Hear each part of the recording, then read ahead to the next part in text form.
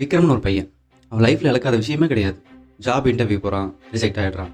Business start பண்ணுறான், loss ஆகிடுறான். என்ன பண்ணுறதுன்னு தெரியாமல் ஒரு பார்க்கில் உட்காந்துருக்கான். பக்கத்தில் ஒரு பெரியவர் வந்து உட்காராரு. அவர் கேட்குறாரு, ஏன்ப்பா இவ்வளோ சோகமாக இருக்க அப்படின்னு கேட்குறாரு. அதுக்கு அவன் சொல்கிறான், நான் எவ்வளோ முயற்சி பண்ணாலும் என்னால் சக்ஸஸ் ஆகவே முடியல அப்படின்னு. அதுக்கு அவர் வந்து அவர்கிட்ட இருந்த ஒரு கல் எடுத்து கொடுத்து, இதை போய் சந்தையில் இதோட மதிப்பு என்னன்னு தெரிஞ்சுக்கிட்டு வா, விற்கக்கூடாது அப்படின்னு சொல்கிறார். அவன் யோசிச்சுட்டு இருக்கும்போது ஒரு ஜெராக்ஸ் கடைக்காரன் வந்து, அந்த கல்லை எனக்கு தெரியா, பேப்பர் வெயிட்டுக்கு யூஸ் ஆகும், நான் ஒரு 10 ரூபா தரேன் அப்படின்னு சொல்கிறான். இல்லை நான் விற்கலை அப்படின்னு சொல்லிட்டு ஒரு ஆன்டிக் ஷாப்புக்கு போகிறான். அங்கே அந்த கல்லை பார்த்துட்டு, இது ஒரு ரேர் மெட்டீரியல் மாதிரி இருக்குது, நான் ஒரு 10,000 ரூபாய் தரேன் அப்படின்னு சொல்கிறான். அங்கேருந்து அந்த கல்லை எடுத்துக்கிட்டு ஜுவல்லரி ஷாப்புக்கு போகிறான். அங்கே அதை பார்த்துட்டு, இது ஒரு டைமண்ட், இது க்ரோர்ஸில் இருக்குது இதோட வேல்யூ அப்படின்னு சொல்கிறான். உடனே அந்த கல்லை எடுத்துகிட்டு இந்த பெரியவர்கிட்ட வந்து, இந்த மாதிரி சொல்கிறாங்க அப்படின்னு சொல்கிறான். அதுக்கு அந்த பெரியவர் சொல்கிறாரு, நீ மாற வேண்டியதில்லை, உன் மதிப்பை எங்கே சரியாக புரிஞ்சுக்கிறாங்களோ அந்த இடத்த தேடி நீ தான் போகணும் அப்படின்னு சொல்கிறார்.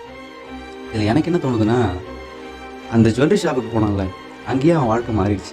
நானாக இருந்தால் அந்த டைமண்ட்டை அங்கே விற்றுட்டு லைஃப்லேயே செட்டில் ஆகிருப்பேன். உங்களுக்கு என்ன தோணுதுன்னு கமெண்ட்டில் சொல்லுங்கள்.